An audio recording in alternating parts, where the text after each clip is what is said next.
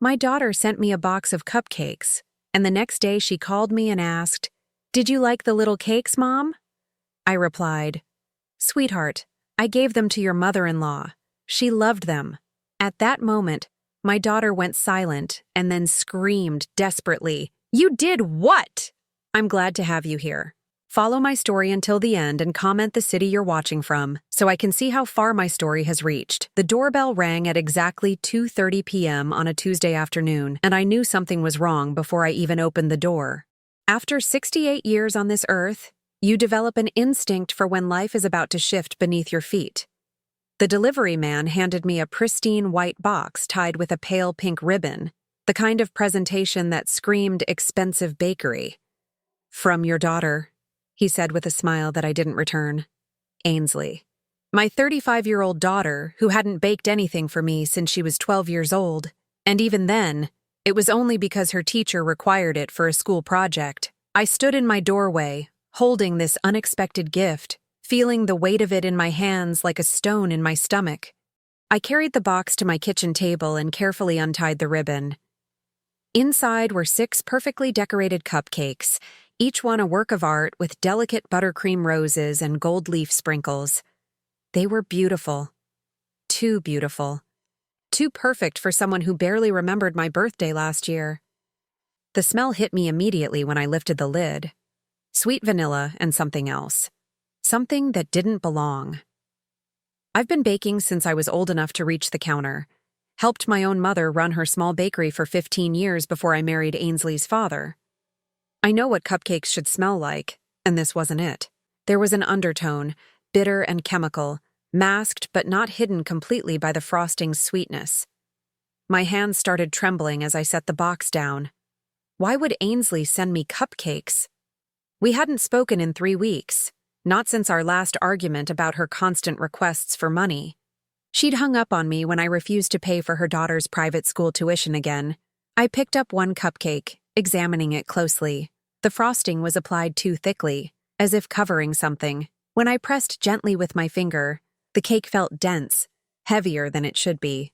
My mouth went dry. 47 years of marriage to Harold had taught me to trust my instincts, especially when they screamed danger. He'd been gone for 6 months now, and maybe that's what this was about. The inheritance, the house, the life insurance money that Ainsley knew was sitting in my account. I set the cupcake down and walked away from the table. My hands were shaking so badly I had to grip the kitchen counter to steady myself. "Think, Ramona. Think." The phone rang 20 minutes later. I let it ring 3 times before answering, composing myself. "Hello?" "Mom." Ainsley's voice was bright, artificially cheerful. "Did you get my little surprise?" My heart hammered against my ribs. "What surprise, honey?" "The cupcakes I sent over, aren't they gorgeous? I had them made special at that new boutique bakery downtown. Cost me a fortune, but you're worth it."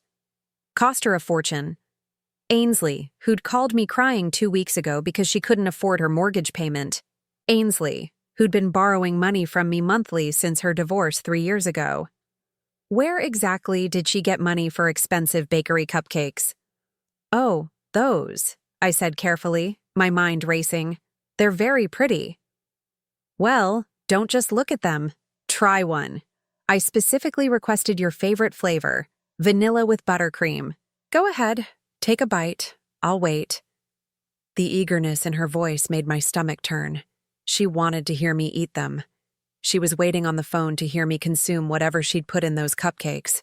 "Actually, sweetie," I said, the lie forming before I could stop it. "I already gave them to Mrs. Henderson next door. You know how she's been struggling since her husband died. I thought she could use a treat." Silence. Complete, dead silence on the other end of the line. "Mom?" Ainsley's voice had changed completely. The artificial sweetness was gone, replaced by something cold and sharp. "What did you just say?" "I gave them to my neighbor. She was so grateful." "Why? You gave them away?" Her voice was rising now, panic creeping in. "All of them?" My blood turned to ice. "Yes, honey. Was I not supposed to? You didn't say they were just for me." "Mom!" The scream that came through the phone was so loud I had to hold it away from my ear. "What have you done? You gave them to who? When? How long ago?" I'd never heard Ainsley sound like this, not when she was a tantruming toddler, not during her rebellious teenage years, not even during her messy divorce. This was pure terror, the kind that comes from watching your carefully laid plans crumble. Ainsley, what's wrong? They're just cupcakes. They're not just. She caught herself, but too late. The damage was done. I have to go, Mom. I'll call you back. The line went dead. I stood in my kitchen, holding the phone with a hand that wouldn't stop shaking. The beautiful cupcakes sat on my table like pretty little bombs, their secret safe for now. But I knew. God help me. I knew what my own daughter had tried to do. The woman who used to crawl into my bed during thunderstorms, who I'd rocked to sleep countless nights when she was small, had just tried to poison me. And I'd caught her. Sleep didn't come that night. I lay in the bed I'd shared with Harold for 4 decades, staring at the ceiling and trying to make sense of what had happened. Every time I closed my eyes, I heard Ainsley's scream echoing in my mind. That wasn't the reaction of someone whose innocent gift had been shared with a neighbor. That was the reaction of someone whose plan had gone terribly wrong. By morning, I'd made a decision. I needed to know exactly what I was dealing with. I called Dr. Martinez's office first thing and explained I had some baked goods I wanted tested. I didn't go into details, just said I was concerned about food safety. An hour later, I was sitting in his office with one of the cupcakes sealed in a plastic bag. "Mrs. Patterson," Dr. Martinez said, his kind eyes studying me carefully, "is there something specific you're worried about?" I'd known him for 15 years. He'd treated Harold through his final illness, had been nothing but compassionate and thorough. If anyone would help me without judgment, it was him. "I think someone might have put something in these that shouldn't be there," I said quietly. "Something to make me sick, or worse." His expression grew serious. "I'll have the lab run a full analysis. It might take a day or 2. While I waited for those results, I decided to do some investigating of my own. Ainsley had always been secretive about her finances, but Harold had been the one who usually handled her requests for money. Now that he was gone, I realized I had no idea what her real situation was. I started with the obvious place, her social media. Ainsley loved posting about her life, showing off her perfect house and her perfect children. But as I scrolled through months of posts, I started noticing things that didn't add up. 3 months ago, she'd posted about taking the kids to Disney World, expensive vacation, lots of photos at fancy restaurants and resort hotels. 2 months ago, she'd shown off a new designer handbag that I knew cost more than most people's rent. Last month, professional family photos in coordinated outfits that probably cost hundreds of dollars. Yet she'd been calling me weekly, crying about money troubles. Mortgage payments, credit card bills, her ex-husband missing child support payments. I'd sent her $3,000 just in the past 2 months. I called my old friend Martha, who worked at the bank where Ainsley had her accounts. We'd known each other since high school, and she'd helped me with financial matters before. "Martha, I need a favor," I said. "It's about Ainsley. I'm worried about her." "Oh, honey, I wish I could help, but you know I can't discuss customer accounts."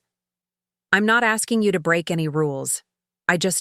Can you tell me if she's been having the kind of financial problems she claims to have?" There was a long pause. "Ramona, are you in some kind of trouble?" "I might be. Please, Martha. I wouldn't ask if it wasn't important." Another pause. "All I can say is, if someone told me they couldn't afford their basic bills, but their account showed regular large purchases at luxury stores and expensive restaurants, I might wonder about their priorities." My heart sank. "Thank you, Martha. Honey, be careful. Money does strange things to people, especially when there's a lot of it involved. A lot of it." Harold's life insurance had been substantial, enough to keep me comfortable for the rest of my life, with plenty left over for Ainsley and the grandchildren. We'd never hidden that from her. In fact, we'd always told her she didn't need to worry about her future, because she'd be well taken care of after we were gone. Maybe that had been our mistake. I spent the afternoon going through Harold's papers, looking for anything that might explain Ainsley's desperation. That's when I found the folder labeled Ainsley, Financial Help. Harold had been keeping meticulous records. The numbers made me sick. Over the past 5 years, we'd given Ainsley more than $60,000. Harold had documented every request, every transfer, every excuse. Car repairs that turned out to be down payments on new cars. medical emergencies that coincided with vacation photos, school expenses for private education that the children weren't even receiving. She'd been lying to us for years, but the most disturbing entry was from just 2 weeks before Harold died. He'd written, "Ainsley asking about inheritance details. Wants to know about timing, legal requirements. Seemed very interested in power of attorney procedures. Told her we'd discuss after funeral arrangements." Harold had died suddenly. Heart attack in his sleep. There'd been no time for that discussion. The phone rang, interrupting my dark thoughts. "Dr. Martinez. Mrs. Patterson, you need to come in right away, and I think you should consider calling the police." My hands started shaking again. "What did you find?" "I can't discuss this over the phone. Can you come in this afternoon?" An hour later, I sat across from Dr. Martinez as he explained what the lab had found. The cupcakes contained a significant amount of diazepam, a sedative that would have rendered me unconscious for hours. Mixed with my blood pressure medication, it could have been fatal. "This wasn't an accident," he said gently. "This was a deliberate attempt to drug you. The amount was precisely calculated for someone your size and age." I walked out of his office in a daze. My own daughter hadn't just tried to drug me. She'd tried to do it in a way that could have killed me, and I was starting to understand why. That evening, I sat at my kitchen table with all of Harold's paperwork spread out in front of me. The will, the insurance policies, the bank account information. If I had been unconscious, if I had been declared mentally incompetent or worse, Ainsley would have inherited everything immediately. But there was something else in the papers, something I'd never paid attention to before. A codicil Harold had added to his will just months before he died. He'd been having doubts about Ainsley's financial responsibility. The new provision required that her inheritance be held in a trust, dispensed gradually over time, unless I specifically chose to override that condition. Ainsley didn't know about the trust. She thought one signature from me would give her immediate access to everything. The phone rang. I looked at the caller ID and saw Ainsley's name. For a moment, I considered not answering, but I needed to know how far she was willing to go. "Hello, honey." "Mom, I've been thinking about yesterday, about the cupcakes." Her voice was careful now, controlled. "I think maybe we should talk. Can I come over tomorrow?" "Of course. What time?" "How about 10 in the morning? I'll bring coffee." After I hung up, I sat staring at the phone. She was coming back, with more food, more chances to drug me. But this time, I'd be ready. I didn't sleep again that night. Instead, I spent the dark hours preparing for Ainsley's visit, my mind working through possibilities I'd never imagined I'd have to consider. By dawn, I'd made several phone calls and arrangements that I prayed I'd never need to use. The first call was to my lawyer, Robert Chen, who'd handled Harold's estate. I asked him to come to the house at 11, an hour after Ainsley's planned arrival. "Is everything all right, Mrs. Patterson?" he asked, concern evident in his voice. "I need to discuss some changes to my will. And Robert, if something seems wrong when you arrive, don't hesitate to call for help." The second call was to my neighbor, Mrs. Henderson, the woman I'd supposedly given the cupcakes to. I explained the situation as carefully as I could without sounding completely insane. "You mean your own daughter?" She couldn't finish the sentence. "I need you to do me a favor. At exactly 10:15, I want you to call my house phone. If I don't answer, or if I sound strange, call 911 immediately." Mrs. Henderson agreed, though I could hear the shock in her voice. At 9:30, I positioned myself by the front window and waited. Ainsley arrived precisely at 10, carrying a coffee tray and wearing what I'd always called her sweet daughter outfit, a pale blue dress that made her look younger and more innocent. "Morning, Mom," she said, kissing my cheek as she entered. "I brought your favorite, vanilla latte with extra foam." I accepted the cup but didn't drink. "Thank you, honey. You didn't have to do that." "Of course I did. I felt terrible about yesterday. I overreacted about the cupcakes. I was just disappointed that you didn't get to try them yourself." Her smile was perfect, practiced. "I know how much you love sweets." We sat in the living room, and I watched her carefully. She seemed nervous, checking her watch repeatedly and glancing toward the hallway where Harold's old office was located. "Mom, I've been thinking about Dad's papers, all those legal documents and financial stuff. It must be overwhelming trying to handle everything alone. I'm managing fine.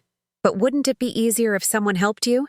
I could take care of all that paperwork, make sure nothing important gets missed. There it was, the real reason for her visit. What kind of paperwork are you thinking about? Ainsley's eyes lit up, thinking she was making progress. Well, the will, for instance, and the insurance policies. I know Dad had everything set up, but sometimes there are forms that need to be signed, updates that need to be made. What kind of updates? Oh, making sure beneficiaries are current, that sort of thing. Sometimes it's better to simplify things, make them more straightforward. My coffee sat untouched on the table between us. I could see her glancing at it, waiting for me to drink. Ainsley, can I ask you something? Of course, Mom. Where did you get the money for those expensive cupcakes yesterday and the coffee today? Her face flushed slightly. I told you, I saved up. I wanted to do something nice for you. Saved up from what? Last week you called crying because you couldn't afford Emma's school fees. That's different. That's a big expense. This was just a small treat. I leaned forward slightly. $60 for cupcakes isn't small when you're supposedly broke. Ainsley's mask began to slip. I don't understand why you're questioning every little thing I do. I'm trying to be a good daughter. Are you?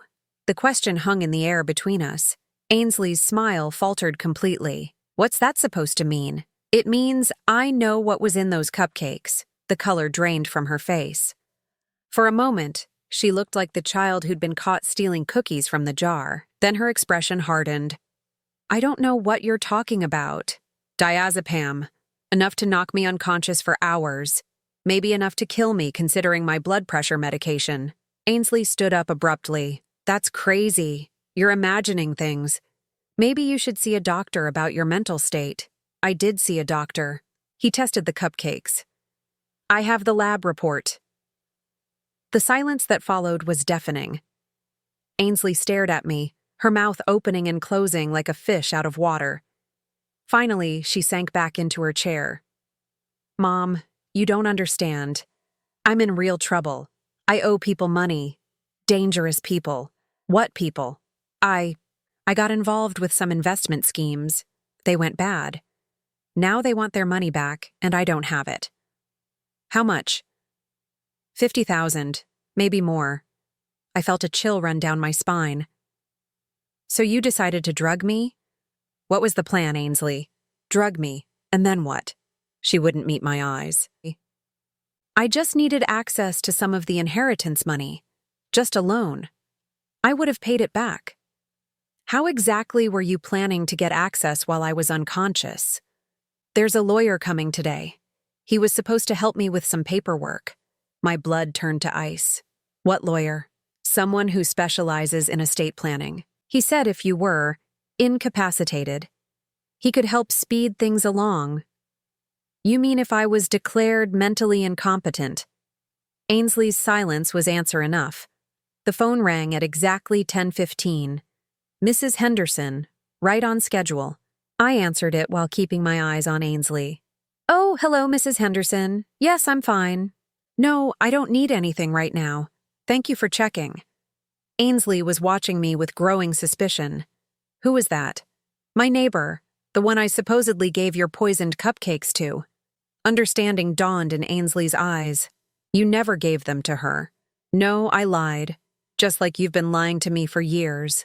Ainsley stood up again, this time with purpose. Mom, you need to understand. I'm desperate. These people will hurt me if I don't pay them. Then you should have come to me honestly, asked for help instead of trying to drug me. Would you have given me $50,000, just like that? For dangerous gambling debts? No. For legitimate help? For your children's welfare? Probably. Probably isn't good enough. Ainsley's voice was rising now, the sweet daughter act completely abandoned. I need guarantees. I need security. Security? You tried to poison your own mother for security? I didn't try to poison you. I just wanted you to sleep for a few hours. And then what? Have me declared incompetent? Take control of everything? Ainsley's eyes were wild now. You're going to die anyway, Mom. You're 68 years old. Why should I have to wait and hope that you leave me enough to solve my problems? The words hit me like physical blows. This wasn't desperation talking. This was calculation. Cold, heartless calculation. "Get out," I said quietly. "Mom, wait, we can work this out. Get out of my house. Now. You don't understand what you're doing. If I don't pay these people back, that's your problem. You made these choices. Deal with the consequences." Ainsley's face twisted with fury. "You're going to regret this. I'm not going away. This isn't over." She stormed toward the door, then turned back one last time. "You think you're so smart, but you have no idea what I'm capable of. You have no idea how far I'll go." The door slammed behind her, rattling the windows. I sat in my living room, my heart pounding, knowing that she was right about one thing. This wasn't over. The lawyer arrived 20 minutes after Ainsley left. I watched from my window as a thin man in an expensive suit approached my door, briefcase in hand. He knocked confidently, clearly expecting to find a drugged, compliant woman ready to sign whatever documents he'd brought. Instead, he found me wide awake and furious. "Mrs. Patterson? I'm David Blackwood. I believe your daughter scheduled an appointment for us." "My daughter scheduled nothing with my knowledge or consent. I suggest you leave before I call the police." His confident demeanor cracked slightly. "I think there's been a misunderstanding. Ms. Patterson contacted my office about updating your estate planning documents." Ms. Patterson had no authority to contact anyone on my behalf. And if you're here to help someone declare me incompetent while I'm supposedly drugged, you're in for a very unpleasant surprise. The man's face went pale. "I'm not sure what you're implying." "I'm implying that you and my daughter had a plan to take advantage of an elderly woman, and that plan has failed spectacularly. Now get off my property." He left quickly, probably realizing that whatever Ainsley had promised him wasn't worth the legal trouble he was about to face. Robert Chen arrived at 11 as planned, and I explained everything that had happened. His face grew increasingly grim as I recounted Ainsley's visit and the drugged cupcakes. "Ramona, this is attempted poisoning at minimum, possibly attempted murder, depending on how the prosecutor views it. You need to file a police report." "I know, but first, I need to protect myself from whatever she's planning next." We spent the next hour updating my will and adding specific provisions. If anything happened to me under suspicious circumstances, Ainsley would be completely disinherited. I also created a new power of attorney document, naming Robert as my representative instead of Ainsley. "There," I said, signing the final document. "Now she has nothing to gain from harming me, but she doesn't know that yet," Robert pointed out. "She might try again before she realizes the situation has changed." He was right to worry. 3 days later, Ainsley returned, but this time she didn't come alone. I was reading in my living room when I heard car doors slamming outside. Through the window, I saw Ainsley walking up my front path with 2 people I didn't recognize. A middle-aged woman in a business suit and a large man who looked like he'd be more at home in a bar fight than on my front lawn. Ainsley didn't knock. She used her key, the one I'd given her years ago for emergencies. "Mom, we need to talk." The woman with her stepped forward. "Mrs. Patterson, I'm Dr. Sarah Mills. I understand you've been having some concerns about your memory and decision-making abilities." "I've been having no such concerns. Your daughter is worried about you. She says you've been making accusations, behaving erratically." I looked at Ainsley, who was standing behind this fake doctor with her arms crossed. "What exactly did you tell her?" "I told her the truth, Mom, that you're getting confused, making up stories about poisoned cupcakes, accusing me of terrible things." The large man spoke for the first time. "Mrs. Patterson, we're here to help. Sometimes elderly people don't realize when they need assistance. And who exactly are you?" "Tom Bradley. I work with Dr. Mills. We specialize in helping families through difficult transitions." I realized what was happening. This wasn't a medical consultation. This was an intervention designed to make me appear mentally incompetent. "I want all of you to leave my house immediately." "Mom, we can't leave you alone when you're like this," Ainsley said, her voice taking on that false sweetness again. "Dr. Mills thinks you might benefit from some professional care. I'm not going anywhere with any of you." Dr. Mills opened her briefcase and pulled out some papers. "We have some forms here that might help clarify your legal status. If you're having memory issues, it might be best to let someone you trust handle your affairs." "Someone I trust? Like the daughter who tried to poison me 3 days ago?" "See?" Ainsley said to the doctor. She's completely paranoid. She thinks I'm trying to hurt her. I don't think it. I know it. I have lab reports proving what you put in those cupcakes. Dr. Mills looked skeptical. Mrs. Patterson, paranoid delusions are very common in elderly patients. The mind often creates elaborate scenarios to explain ordinary events. Ordinary events? There was nothing ordinary about diazepam in my food. Mom, please just sign the papers, Ainsley pleaded. We just want to make sure you're taken care of. I looked at the documents Dr. Mills was holding: power of attorney forms, competency declarations, medical authorizations. Everything Ainsley would need to take control of my life and finances. If I refuse to sign? Tom Bradley stepped closer. Sometimes people who are having mental health episodes need to be taken somewhere safe for their own protection. The threat was clear. Sign the papers or be forcibly removed from my home. I need to use the bathroom, I said. Of course, Dr. Mills said, but Tom will need to escort you, for your safety. I walked to the bathroom with this stranger following me, my mind racing. They were going to take me away whether I signed their papers or not. Once I was in some facility, Ainsley could claim I was incompetent and take control of everything, but I had one advantage they didn't know about. When I came out of the bathroom, I found them waiting in my living room. Dr. Mills had spread the papers across my coffee table. Mrs. Patterson, if you'll just sign here, we can arrange for you to be evaluated at a very nice facility, somewhere you'll be comfortable and safe. Before I sign anything, I have one question. Of course. How much is my daughter paying you for this? Dr. Mills looked uncomfortable. I'm not sure what you mean. I mean, how much money is Ainsley giving you to falsely declare me incompetent? Mom, stop it, Ainsley snapped. Dr. Mills is a respected professional. Really? What's your license number, Dr. Mills? The woman's face flushed. I don't see why that's relevant. Because I'm going to call the medical board and verify your credentials before I sign anything. Tom Bradley stepped forward again. Mrs. Patterson, you're becoming agitated. That's not helping your case. My case? I thought this was about my health, not a legal case. That's when I played my ace. Before we go any further, I think you should all know that my lawyer has already been here. I've updated my will and power of attorney documents. If anything happens to me under suspicious circumstances, Ainsley inherits nothing. The room went silent. Ainsley's face turned white. You what? I changed everything. You have nothing to gain from having me declared incompetent or harming me in any way. Dr. Mills and Tom Bradley exchanged glances. Whatever Ainsley had promised them, it wasn't worth the risk now. Perhaps we should reschedule this evaluation, Dr. Mills said, already packing up her papers. There won't be a reschedule, I said firmly. And if any of you set foot on my property again, I'll call the police. They left quickly, but Ainsley remained.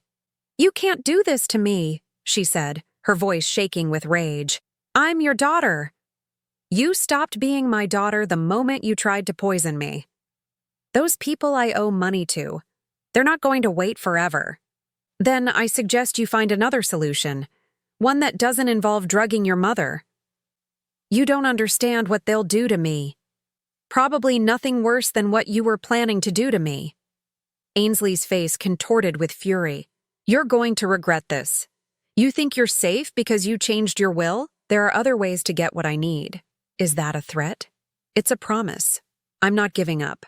I can't give up. She stormed out, slamming the door so hard that a picture fell off the wall. I stood in my empty house, knowing that she was right about one thing. She wasn't giving up, which meant I had to be ready for whatever she tried next. For 2 weeks after Ainsley's failed attempt with the fake doctor, my house felt like a fortress under siege. I installed new locks, security cameras, and motion sensors. Mrs. Henderson checked on me twice daily, and I'd given Robert Chen instructions to call the police if I didn't answer my phone by a certain time each evening. But I knew Ainsley wasn't finished. Desperate people don't give up easily, and according to her own admission, she owed dangerous people more money than she could possibly repay through legitimate means. I was still her only viable solution. The call came on a Thursday morning. Ainsley's voice was different, broken, defeated. Mom, I need to see you. Please. I know you hate me, but I'm begging you. Ainsley, please, just give me 5 minutes. I'll come to you. We can talk on your front porch if you don't want me inside. I need to apologize. Really apologize?" Something in her tone made me hesitate. She sounded genuinely desperate, but not in the calculated way she'd been before. This sounded like someone who'd reached the end of their rope. 5 minutes, I said finally. On the porch, she arrived an hour later, and I barely recognized her. The polished, manipulative woman who'd been visiting me was gone. This Ainsley had dark circles under her eyes, unwashed hair, and clothes that looked like she'd slept in them. She sat heavily on my porch steps, not even trying to maintain her usual perfect posture. "Mom, I'm sorry. I'm so sorry for everything." I remained standing, my hand near the door handle in case I needed to escape quickly. "What happened to you?" "The people I owe money to. They found out my plan failed. They're not happy." She rolled up her sleeve, revealing a dark bruise on her forearm. This was just a warning. Despite everything she'd done, seeing my daughter hurt made my heart clench. "Ainsley, I know I have no right to ask you for anything. I tried to hurt you. I tried to steal from you. But I'm out of options." Tears were streaming down her face now. "They're going to kill me, Mom. And they said they'd hurt Emma and Jack too. My grandchildren, the innocent ones in all of this. How much time do you have?" 3 days. They want the money in 3 days. Or..." She didn't finish the sentence. I studied her carefully. Was this another manipulation? Another act designed to make me feel sorry for her? But the bruises looked real, and the fear in her eyes seemed genuine. "There might be a way," I said slowly. Her head snapped up. "What?" I said might. "It would require you to do exactly what I tell you, when I tell you, with no questions asked. Anything. I'll do anything. First, you need to understand something. I know about the trust your father set up. I know that even if something happened to me, you wouldn't get the money immediately." Her face fell. "What trust?" "Harold was worried about your financial responsibility. He arranged for your inheritance to be dispensed gradually over time, unless I specifically override that provision." "Can you? Override it?" "Yes, but only if I'm alive and mentally competent." Ainsley nodded slowly, understanding dawning in her eyes. "Here's what's going to happen," I continued. "Tomorrow, you're going to call those people and tell them you'll have their money in 24 hours. Then you're going to come here at exactly 2 o'clock with whatever paperwork they want as proof of payment." "But Mom, I don't have." "Let me finish. You're going to come here, and we're going to make it look like I'm signing documents to release your inheritance early. But it's going to be a trap. I don't understand. The police are going to be here, hidden. They're going to witness whatever threats these people make, whatever they do to try to force my cooperation. And then they're going to arrest everyone involved." Ainsley went pale. "Including me? That depends. Are you willing to cooperate with the police? Tell them everything about who these people are? How you got involved with them? They'll kill me if I cooperate. They'll kill you anyway once they realize the money isn't coming. This way, at least you have a chance." She sat in silence for a long moment, weighing her options. "What about Emma and Jack?" "I've already arranged for them to be picked up from school tomorrow and taken somewhere safe. Your ex-husband doesn't know what's happening, but he's agreed to keep them for an extended visit." "You did that already?" "I've been planning this for days, Ainsley. I knew you'd be back, and I knew you'd be more desperate than before." She looked at me with something that might have been admiration. "You really thought this through?" "I had to. You're my daughter, despite everything you've done. I wasn't going to let you die without trying to save you. Even after I tried to poison you? Even then." The next afternoon, I waited in my living room with Detective Rivera and Detective Chang hidden in my kitchen and bedroom respectively. They'd wired me with a recording device and positioned backup officers around the neighborhood. Ainsley arrived first, looking more nervous than I'd ever seen her. She kept checking her watch and jumping at every sound. "They'll be here soon," she said. "Are you sure about this? It's too late to change the plan now." At exactly 2:30, a black SUV pulled up outside. 3 men got out, 2 large ones who looked like enforcers, and 1 smaller man in an expensive suit who was clearly in charge. They didn't knock. Ainsley had apparently given them permission to just walk in. "Mrs. Patterson," the man in the suit said, his voice smooth but with an underlying threat. "I'm Vincent Caruso. I believe you know why we're here." "You're here because my daughter owes you money. $60,000 to be precise, plus interest." We're here to collect. And if I don't pay? His smile was cold. Let's not discuss unpleasant possibilities. I'm sure a smart woman like you understands the situation. One of the large men stepped closer to me. Mr. Caruso doesn't like to be kept waiting. I have the paperwork right here, I said, gesturing to the documents on my coffee table. But I need some assurances before I sign anything. What kind of assurances? I need to know that this ends here. That once you get your money, you leave my daughter and my grandchildren alone. Vincent laughed.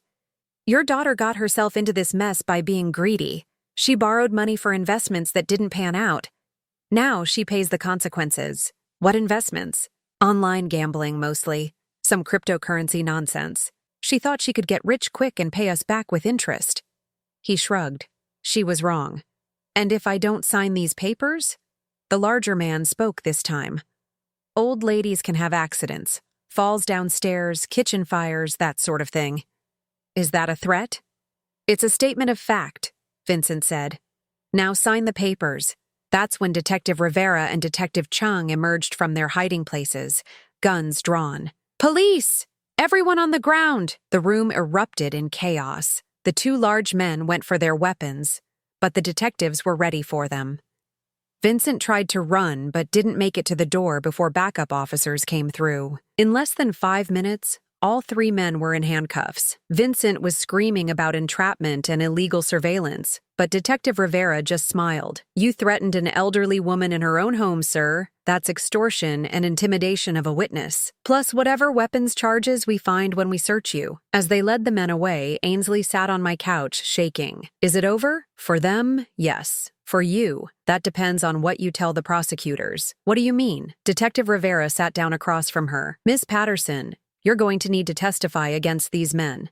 And we're going to need to know everything about how you got involved with them, including what you tried to do to your mother. Ainsley looked at me, fear clear in her eyes. Tell them the truth, I said. All of it. It's the only way to make sure this ends. She nodded slowly. Okay, I'll tell you everything. As the police finished taking statements and processing evidence, I realized that for the first time in weeks, I felt safe in my own home. The immediate threat was over, but I still had one more decision to make about Ainsley.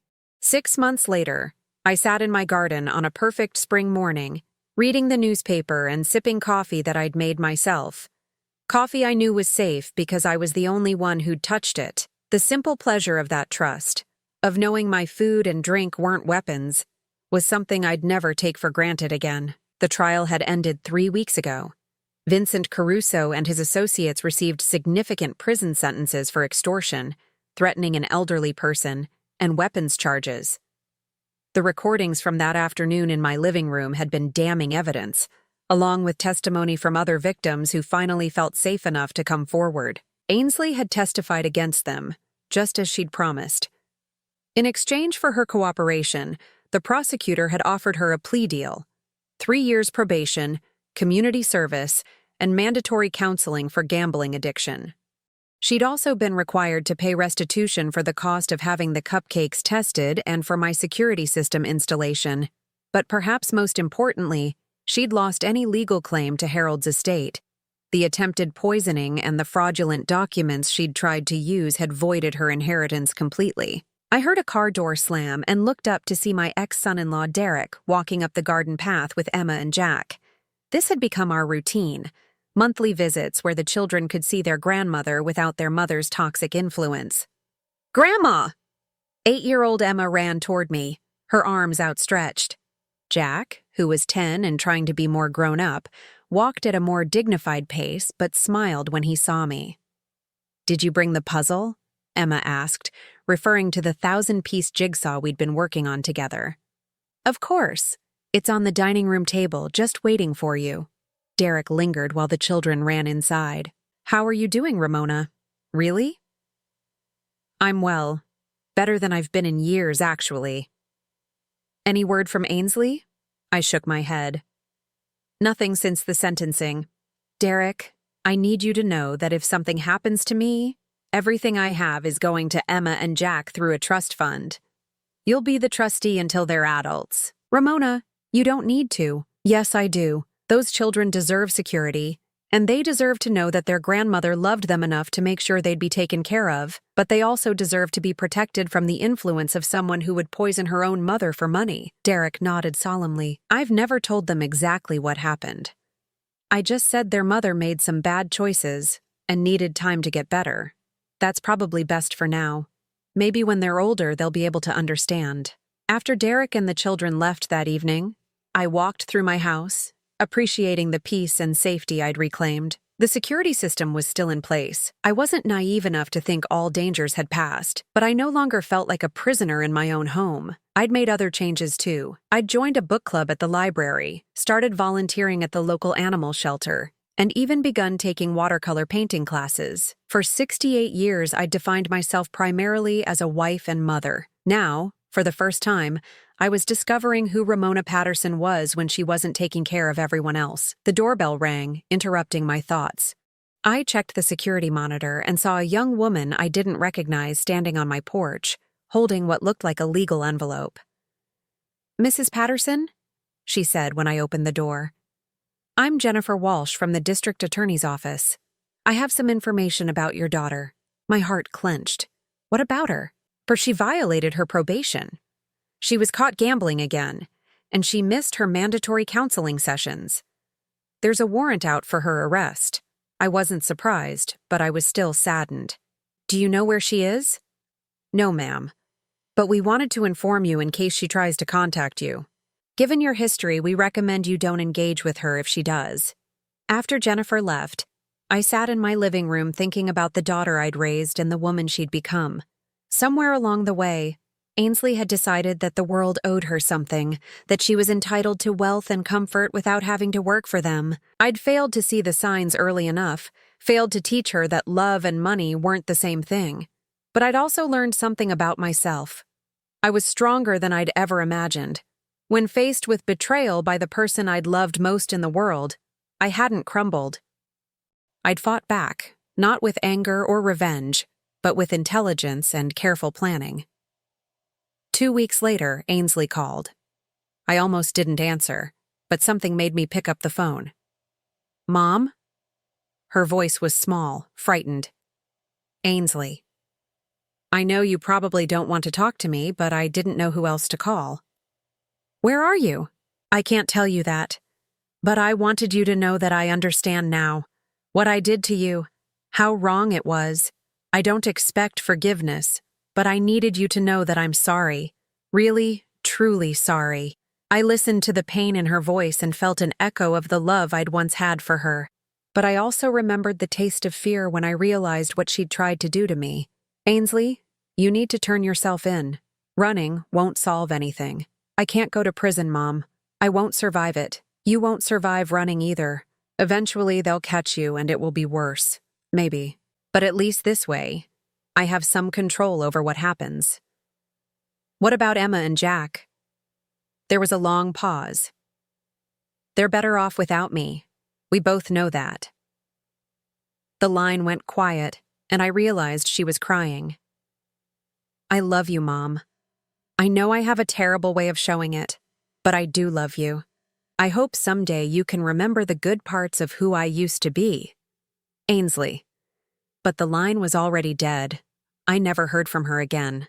6 months later, Derek told me that she'd been arrested in Nevada and was serving a 2-year sentence for probation violation and new fraud charges. I felt sad for the little girl who used to crawl into my bed during thunderstorms, but I felt no guilt about the choices that had led her there. On my 70th birthday, Emma and Jack threw me a small party in my garden. Mrs. Henderson came, along with my book club friends and some of the volunteers from the animal shelter. We ate cake I'd made myself, and I blew out 70 candles while thinking about the future instead of the past. That night, after everyone had gone home, I sat on my back porch watching the stars. I thought about Harold, about the life we'd built together and the daughter we'd raised. I thought about trust and betrayal, about love and loss, about the difference between being alone and being lonely. I was alone now, but I wasn't lonely. I had friends who cared about me for who I was, not what I could give them. I had grandchildren who loved me unconditionally.